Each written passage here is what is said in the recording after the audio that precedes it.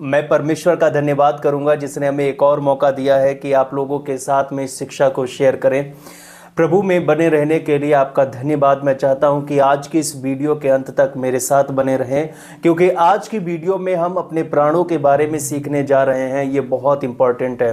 बीते कुछ समय में मैं अपने शरीर के बारे में बातचीत कर रहा था कि जब तक हम अपने शरीर को नहीं जान लेते तब तक आप कभी भी अपने परमेश्वर को नहीं जान सकते हो, क्योंकि परमेश्वर ने कहा है कि हम मनुष्य को अपने प्रतिरूप बनाएं।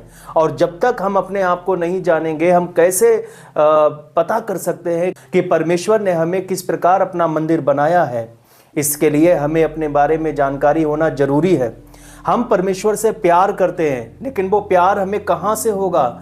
हम परमेश्वर के बारे में सोचते हैं, लेकिन वो सोचना कहाँ से होगा। हम परमेश्वर को प्यार करते हैं, उसके बारे में सोचते हैं, परमेश्वर के साथ हमारी अपनी एक भावनाएं हैं, लेकिन ये सब कैसे और कहाँ हो रहा है। यदि हम इनके बारे में नहीं जानेंगे तो हम कैसे अपने परमेश्वर के साथ में आत्मिक रिश्ता बना पाएंगे।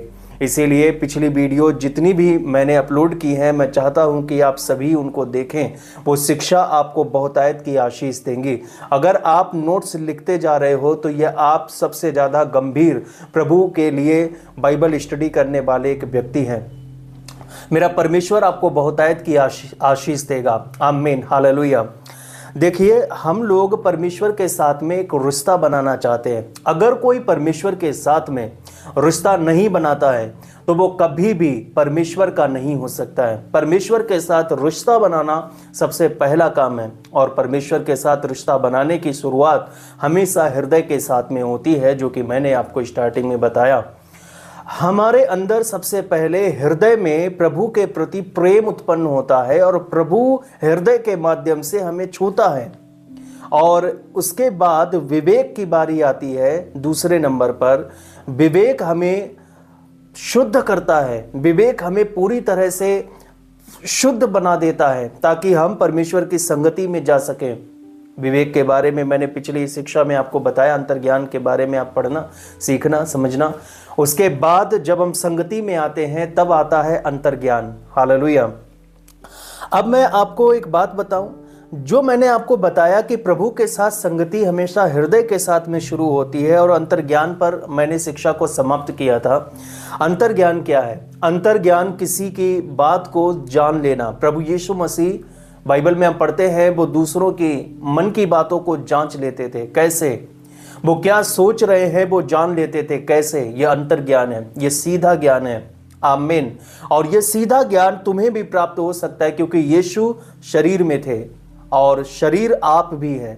तो परमेश्वर ने कहा है, यीशु ने कहा है कि तुम मेरे अनुसार, मेरे जैसे चाल चलो, और तुम भी यह जान लोगे कि कौन मेरे बारे में क्या सोचता है। यह बहुत इंटरेस्टिंग चीज है, और इसका फायदा कलीसिया में होता है। अगर कोई पासवान के अंदर यह शिक्षा है, पासवान के अंदर यह जागृति है, तो वो कलीसिया में बैठे सभी लोगों के बारे में जांच लेगा, जान लेगा कि कौन क्या सोच रहा है और किसके अंदर क्या प्रश्न चल रहा है। और जब वो उपदेश कर रहा होगा तो उन्हीं प्रश्नों का उत्तर वो देता जाए, जैसे यीशु उन्हीं प्रश्नों का उत्तर देते जाते थे जो फरीसी और सदूकी सोचा करते थे।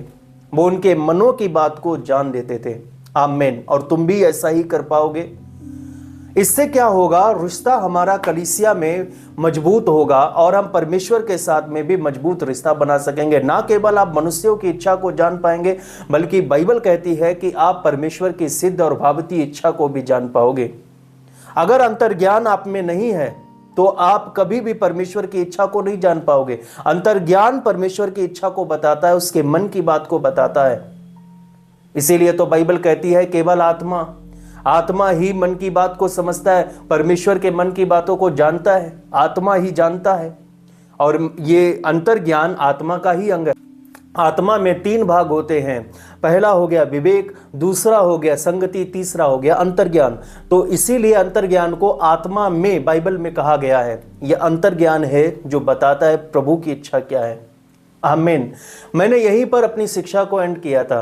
अंतर्ज्ञान को ऑपरेट कैसे किया जाता है? अंतर्ज्ञान एक सीधा ज्ञान है जिसको समझने के लिए हमें मन की आवश्यकता पड़ती है। इसीलिए प्रभु के साथ हमारी संगति में हृदय के साथ में शुरू होकर आत्मा तक जाता है। और इसके बाद अब हम प्राणों के बारे में सीखते हैं। अंतर्ज्ञान को समझने के लिए हमें मन की आवश्यकता पड़ती है, और ये मन कैसा होना चाहिए? आत्मिक मन होना चाहिए। तो आज की वीडियो में हमें आत्मिक मन चाहिए। आत्मिक मन कैसे मिलेगा?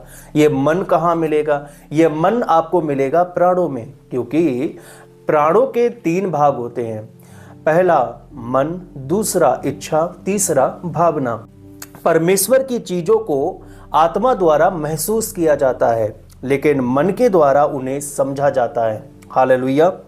अगर आपका मन तैयार नहीं है या उसमें किसी भी प्रकार की कोई समस्या है, आपका मन संसारिक है, संसार के साथ में जुड़ा हुआ है और संसार के तौर तरीकों को उन्हीं को रेगुलेट करता है, तो आप कभी भी परमेश्वर की बातों को समझ नहीं पाओगे।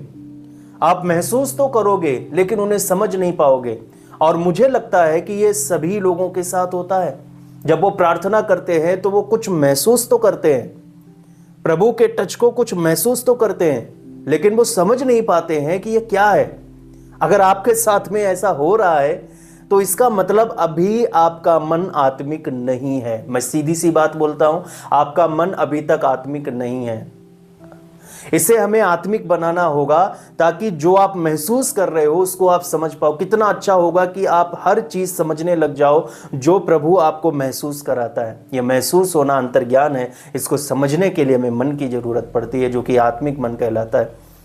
तो फिर मैंने आपको कहा, हमारी आत्मा में क्या है, इसको समझने के लिए हमें मन की जरूरत पड़ती है। और मन हमें चाहिए आत्मिक, क्योंकि ये मन जो है प्राणों का एक भाग है। और आपको मैंने बताया था कि हमारा आत्मा का तो नया जन्म हुआ, लेकिन प्राण का नया जन्म नहीं हुआ। बाइबल कहती है प्राण का परिवर्तित होना आवश्यक है। प्राण परिवर्तित किया जाता है, और प्राणों का ही तो यह भाग है मन, इच्छा, भावना।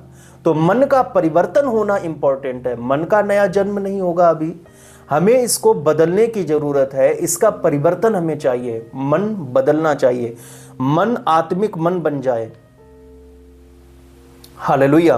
तो इसके लिए हम वचन को पढ़ते हैं, रोमियो अध्याय 12 वचन 2, ताकि आप आत्मिक मन को प्राप्त कर पाएं, जिससे आप अंतर्ज्ञान को समझ पाएं। रोमियो अध्याय 12 वचन 2 में लिखा है, इस संसार के सदृश ना बनो, परंतु तुम्हारे मन के नए हो जाने से तुम्हारा चाल चलन भी बदलता जाए, जिससे तुम परमेश्वर की भली और भावती और सिद्ध इच्छा अनुभव से मालूम करते रहो। आमीन। तुम्हारे मन के नए हो जाने से, हालेलुया, तुम्हारा चाल चलन भी बदलता जाए। यह चाल चलन बदलने की बात कर रहा है। और जब आपका मन नया हो जाएगा, चाल चलन बदल जाएगा, तो परमेश्वर की भली भावती सिद्ध इच्छा आप अनुभव से मालूम करते रहो। अनुभव, महसूस होता है ये, अनुभव होता है ये।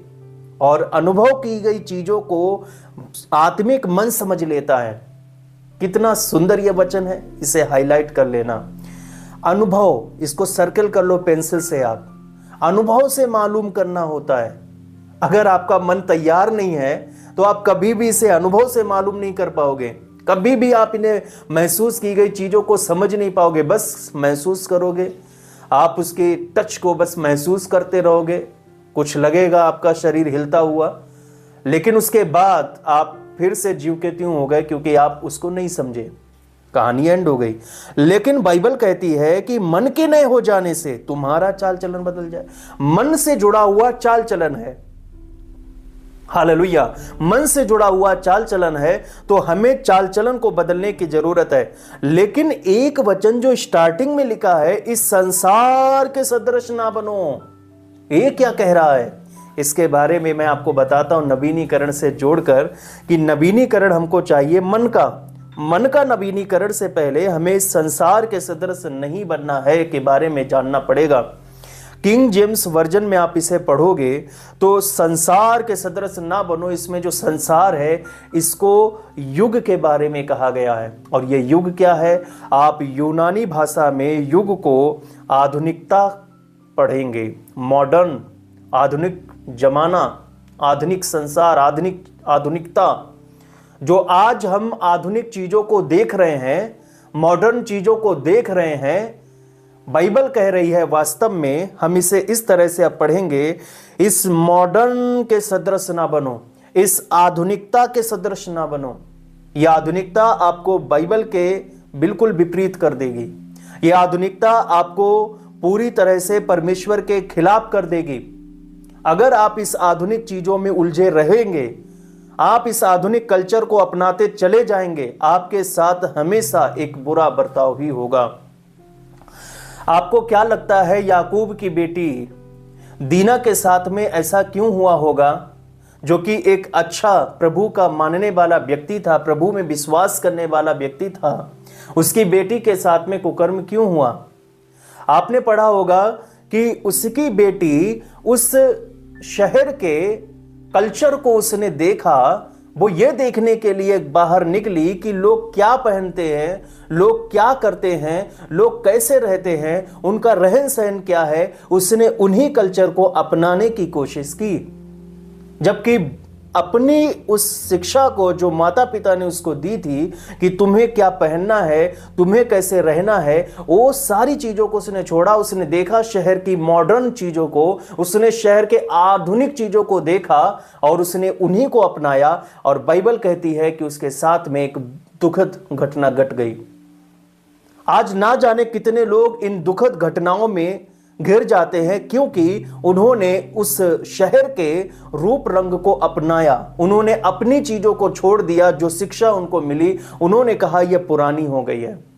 आज भी बहुत से लोग बाइबल की शिक्षा को पुराना मानते हैं कि ये जो पहरावे की बात कह रही है बाइबल, ये मेरे लिए नहीं है, ये आज के लिए नहीं है, क्योंकि यह 2000 साल से भी पहले की बातें हैं। पुराना नियम पढ़ोगे तो और पुराना हो गया, आज के जमाने में कोई नहीं पहनता।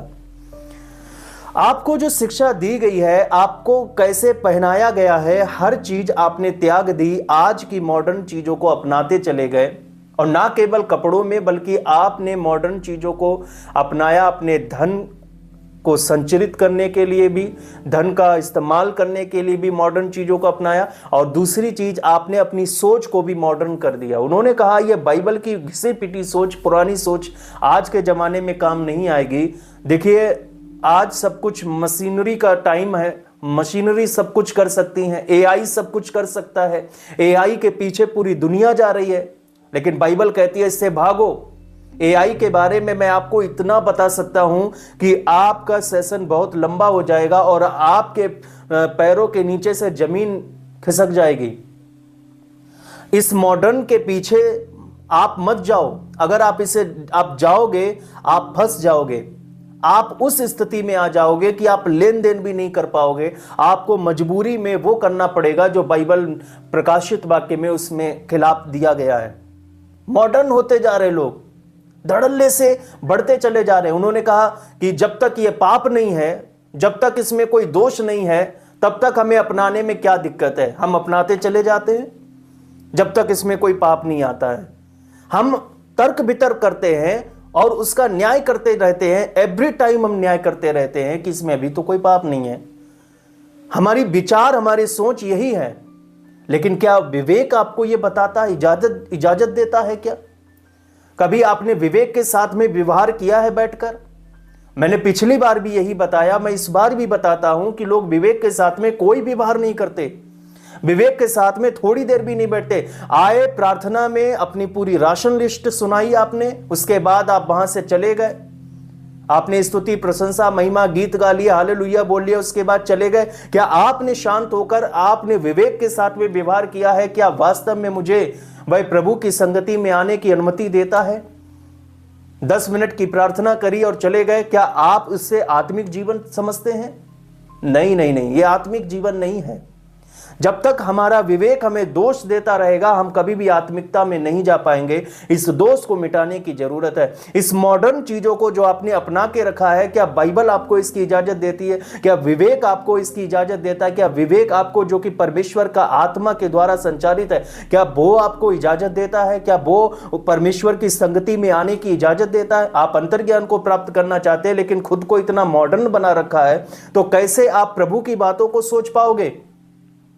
आप तो एआई पर डिपेंड होते चले जा रहे हो, तो परमेश्वर की बातों को कैसे जान पाओगे?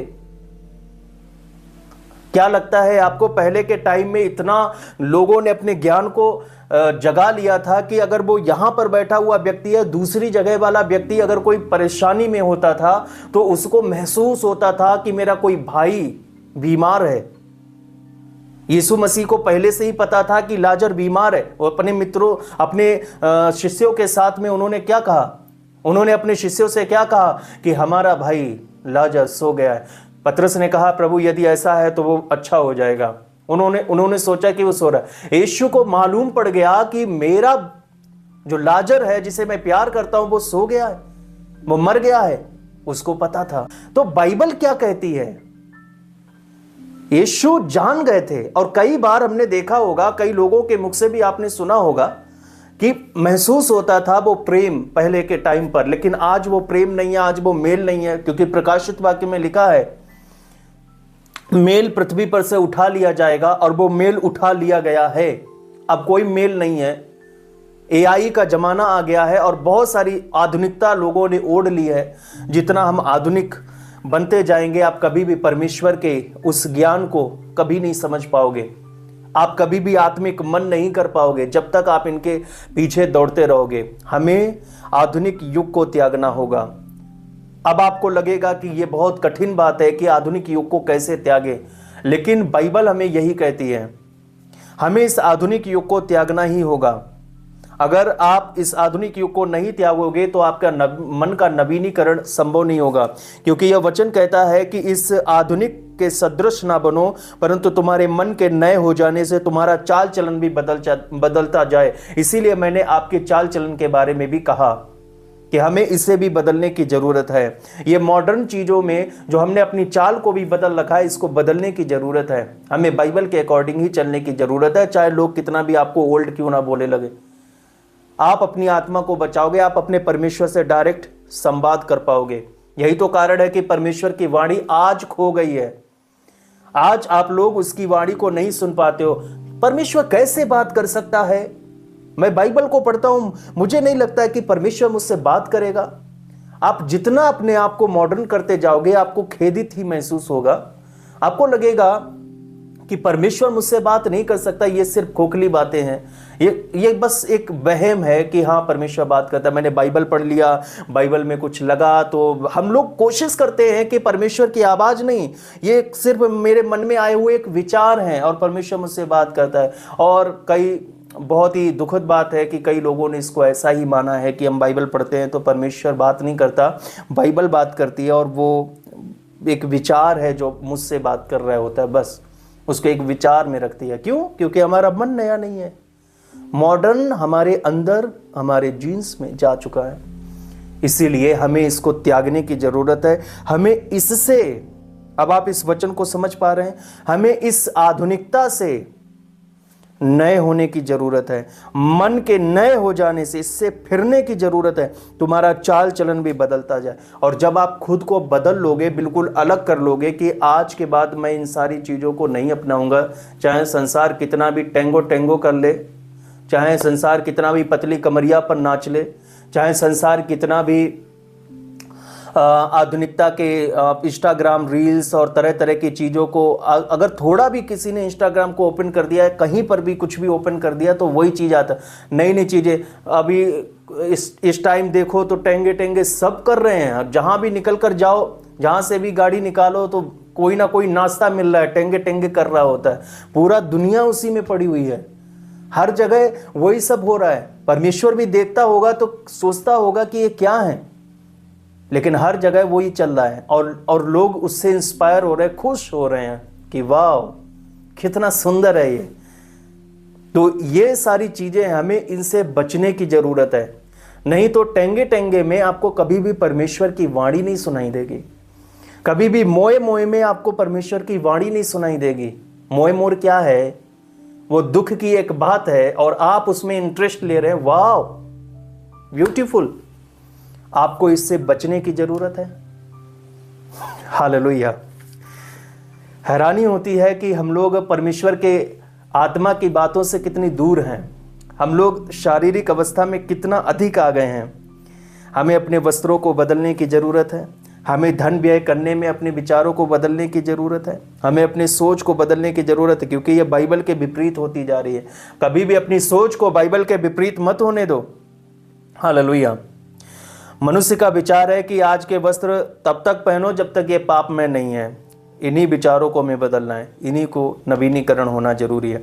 आपको परिवर्तन हर जगह लेकर आना है, ना केवल अपने वस्त्रों में बल्कि हर एक चीज में आपको परिवर्तन लेकर आना ही होगा, नवीनीकृत करना ही होगा। आमीन। मसीह जो तुम्हारी आत्मा है उसे अपने भीतर फैलाओ। आत्मा में मसीह है, उसको प्राणों तक लेकर आओ, उसको फैलाओ हर जगह। और जब प्राणों में मसीह फैल जाएगा तो देह क्या है, वो चमड़ी है, अपने आप शुद्ध हो जाएगी। हालेलुया। देह अपने आप शुद्ध हो जाएगी। आत्मा में तो, आत्मा तो जीवित है, उसमें यीशु है। हमें प्राणों को बदलने की जरूरत है, और जब ये प्राण बदल जाएंगे तो चमड़ी अपने आप ही शुद्ध हो जाएगी। Don't worry. तो हम चाहे जो भी सोचे या मन करें, हमारे नवीनीकृत मन मसीह की महिमा में स्वरूप को प्रकट करेगा। आमीन। फिर हमारी समझ आत्मिक हो जाएगी। जब ये बदल लूंगा तो ये सोच आत्मिक हो जाएगी, और बिना आत्मा की मदद से आप कभी भी मन के साथ में व्यवहार करोगे तो यह पराजित हो जाएगा। आप केवल मन से सोचोगे, आत्मा की कोई बात नहीं रखोगे। आप कुछ भी सोचोगे उसमें पराजित होगे, उसमें आप हार जाओगे। अगर आपने आत्मा को शामिल नहीं किया है तो ये मन इतना व्याकुल होगा, ये मन इतना परेशान होगा, ये आपके विश्वास को घात पहुंचाएगा। क्यों? क्योंकि आपका मन में कोई शांति नहीं है, क्योंकि आपने आत्मा को नहीं रखा है, आत्मा को मन के साथ में नहीं जोड़ा है, इसीलिए पराजित होता है। रोमियो अध्याय 8 वचन 6 में लिखा है, शरीर पर मन लगाना तो मृत्यु है, परंतु आत्मा पर मन लगाना जीवन और शांति है। तो आत्मा में अगर हम अपने मन को आत्मा के ऊपर लगाते हैं तो ये जीवन और शांति को लेकर आता है, शांति। लेकिन प्राणों के ऊपर मन लगाएंगे, आत्मा की कोई बात नहीं रखेंगे, तो ये अशांति को लेकर आएगा, बस और कुछ नहीं। तो मन आत्मा के साथ सहयोग करता है और आत्मा पर स्थिर है। और आप रोमियो अध्याय 7 पढ़ोगे तो उसके अनुसार अगर आप आत्मा के बिना मन का व्यवहार करते हैं, मन के साथ में अपनी आत्मा को नहीं जोड़ते हैं, तो फिर यह पाप की व्यवस्था का पालन करेगा, यह पाप की व्यवस्था के अनुसार चलेगा। लेकिन मैं परमेश्वर का धन्यवाद करता हूं, यीशु का धन्यवाद करता हूं, जो मसीह हमारी व्यवस्था है भाई पाप की व्यवस्था से बहुत ऊपर है। हालेलुया। वो शक्तिशाली है, वो हमारी व्यवस्था है, हमने उस पर विश्वास किया है, आपने उस पर विश्वास किया है। हालेलुया। तो हमारा मन जितना अधिक आत्मा के ऊपर कायम होगा, निर्भर रहेगा, तो उतना ही वे आत्मा के अधीन होते जाएंगे। आपका मन आत्मा के अधीन हो गया, मन आत्मा के अधीन हो गया तो मन में क्या होता है, सोच भी होती है, तो सोच भी आत्मा के अधीन हो गई। अब आप कभी ना तो बुरा सोच सकते हो, ना तो कोई बुरा विचार आ सकता है, क्योंकि आपने आत्मा के अधीन कर दिया। अब जब सोच विचार सब में आत्मा आ गया तो फिर आप पूरी तरह से शुद्ध हो, परिपूर्ण हो चुके हो। इस प्रकार हमारी आत्मा क्या हो जाएगी, मन की आत्मा हो जाएगी। अभी आपके मन की आत्मा क्या है, शरीर, आधुनिकता, मॉडर्न, लेकिन ये मन की आत्मा आत्मा हो जानी चाहिए। वाह, हमारी आत्मा मन की आत्मा बन जाए। हालेलुया। इफिसियों अध्याय 4 वचन 23 में लिखा है, और अपने मन के आत्मिक स्वभाव में नए बनते जाओ। तो हमें मन के आत्मिक स्वभाव में नए बनते जाना है। मैंने आपसे क्या कहा था, ये पूरी तरह से परिवर्तित हो जाएगा, लेकिन और अच्छे से समझ में आएगा जब आप वचन 22 को पढ़ोगे। तुम पिछले चाल चलन के पुराने मनुष्यत्व को, जो भरमाने वाली अभिलाषाओं के अनुसार भ्रष्ट होता है, उतार डालो। आज भी वो समय है आपके पास कि आज आप मॉडर्न चीजों को छोड़ दें, आज आप मॉडर्न आधुनिकता को त्याग दें, आप परमेश्वर के लिए आत्मिक मन रखें जिससे आप उसकी बातों को समझ ले। अगर आज आप उसको त्याग दें, आपके पास आज मौका है। हमें पुराने मनुष्यत्व को उतार कर फेंकना है, पुरानी चाल चलन को उतार कर फेंकना है। और वचन 24 कहता है, और नए मनुष्यत्व को पहन लो, जो परमेश्वर के अनुरूप सत्य की धार्मिकता और पवित्रता में सिरजा गया है। सत्य की धार्मिकता और पवित्रता में सिरजा गया है। तो नए मनुष्यत्व को पहन लो, पुराने मनुष्यत्व को उतार दो। आज भी अगर आप आज मॉडर्न हैं तो अभी इसी वक्त उतार दो और नए मनुष्यत्व को अभी इसी वक्त पहन लो। और ये किसका कार्य है? यह क्रूस और पुनरुत्थान का कार्य है। क्रूस क्या है? क्रूस है पुराने मनुष्यत्व को उतारना, क्रूसित करना, सोच विचार इन सारी चीजों को क्रूसित करना। पुराना मनुष्यत्व क्रूस को प्रदर्शित करता है, लेकिन नया मनुष्यत्व पुनरुत्थान को प्रदर्शित करता है। तो पुनरुत्थान नया मनुष्यत्व को पहनना हो गया। तो हमें पुनरुत्थित होना है, हम अपने शरीर को पुनरुत्थित करें। कैसे होगा? यह मैं नहीं करूंगा, ये क्रूस करेगा, ये यीशु करेगा, यह आत्मा करेगा। अगर आप क्रूसित नहीं होते हो तो पुनरुत्थान भी नहीं होगा। तो सबसे पहले हमें क्रूसित होने की जरूरत है, जो कि इन उपवास के दिनों में आपको इसकी बहुत जरूरत है, इस शिक्षा की, कि हमें क्रूसित होने की बहुत जरूरत है।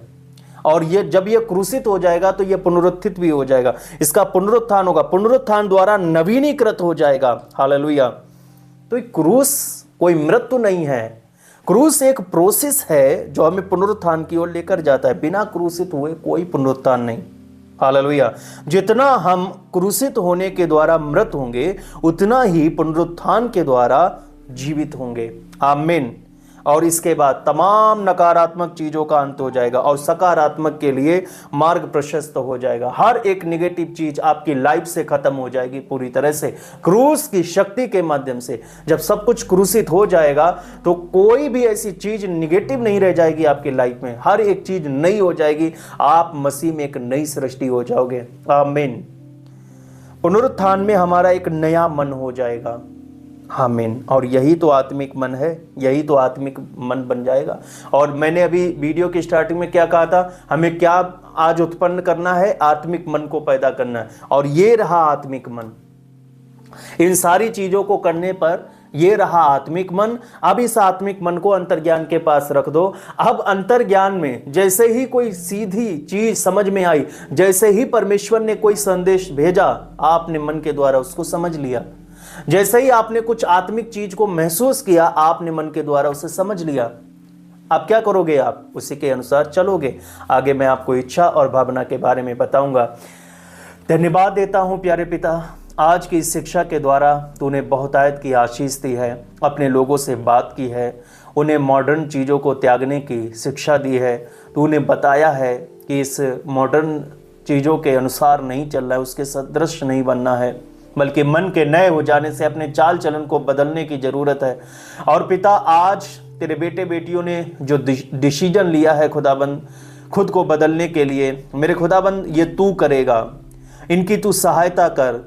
तूने इनको इसीलिए तो यहाँ बुलाया है ताकि ये प्रभु इस शिक्षा के माध्यम से खुद को बदलने के लिए तैयार हो जाएं। और मसीह प्रभु तू इसमें कार्य कर, प्रभु इनके इस जीवन में, इस निर्णय में तू कार्य कर, ताकि खुदाबंद ये वो कर पाए जो तू चाहता है। मैं दैहिक जीवन की ज़रूरतों के लिए भी मैं प्रार्थना करता हूँ। हर वो ज़रूरतें पिता परमेश्वर पूरी की जाए जो वास्तव में है। मेरे खुदाबंद, इनको किसी भी प्रकार की ऐसी कोई समस्या ना रहे, कोई बीमारी ना रहे जो इनको आत्मिक ना बनने दे, जो अपने देह की ओर ही बार बार ध्यान आकर्षित करे। उन सारी चीज़ों को, उन पीड़ाओं को खुदाबंद परमेश्वर तू दूर कर। बाइबल कहती है कि यीशु मसीह के लहू बहाने से रोग चंगे हुए हैं। और खुदाबंद तूने लहू बहाया इनके लिए, इनकी देह पर लगे सारे जख्मों को तू दूर कर, हर एक जख्मों को प्रभु तू दूर कर, इनको चंगा कर राइट नाउ।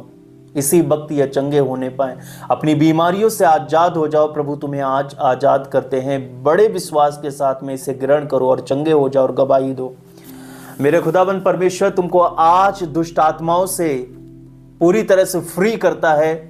आप डीमन फ्री हो, आप में किसी प्रकार का आज से कोई दुष्ट आत्मा कार्य नहीं करेगा, क्योंकि आज आप निर्णय ले रहे हो और परमेश्वर को आप समर्पित कर रहे हो खुद को।